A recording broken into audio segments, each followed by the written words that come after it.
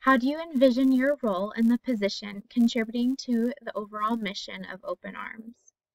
I think as a teacher's assistant, I'll be obviously spending a lot of time with the students, and anytime you spend time with students, it's a chance to help their creativity and let them grow as a person and give them the tools that they need to develop.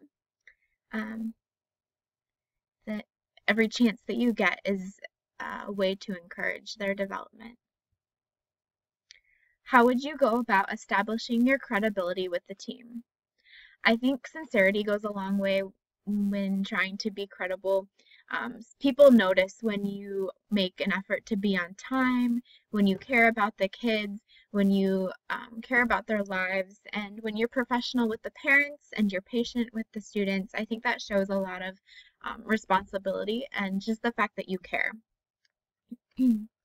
I think one of the biggest credibility killers is when a person doesn't care about the students, and that comes out when they talk about the students negatively, or they complain about the job, or they complain about parents. I think that shows a lot of disinterest in their work and just kind of general immaturity, and that can ruin a lot of credibility that you have.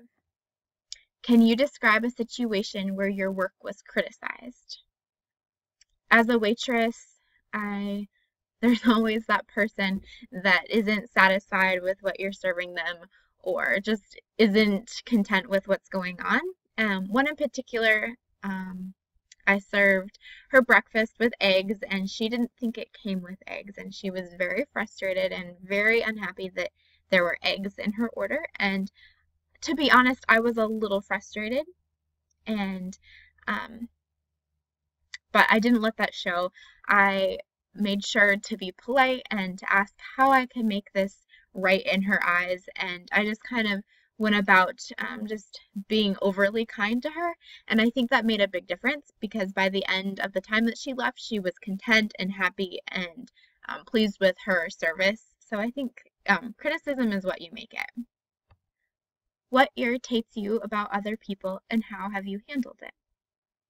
I think in a childcare setting, one of the biggest annoyances is, like I was talking about before, people complain about the students, people complain about parents and their involvement. I think that is one of the most frustrating things when working with other childcare workers.